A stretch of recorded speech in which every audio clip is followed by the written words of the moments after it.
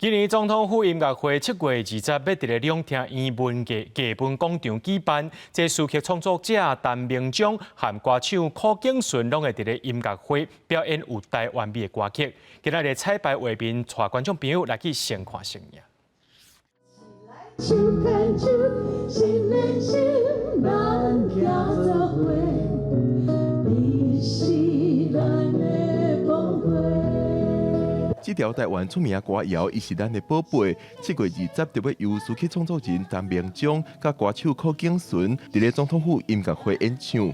今年的总统府音乐会以自由之力做主题，陈明忠甲柯景顺会演唱真有台湾味的歌曲。我是唱我写一首歌嘿，上新的一首歌叫做《汉山河》。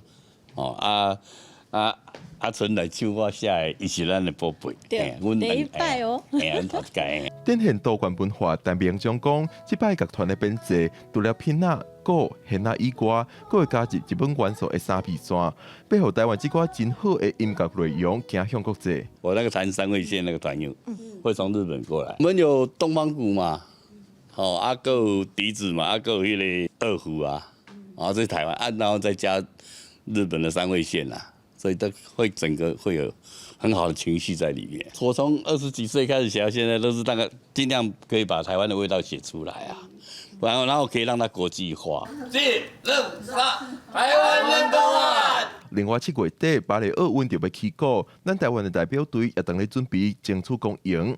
陈明忠甲柯景顺讲，希望透过这摆的总统府音乐会，嘛通以音乐营造国情，团结起来做伙甲代表队加油。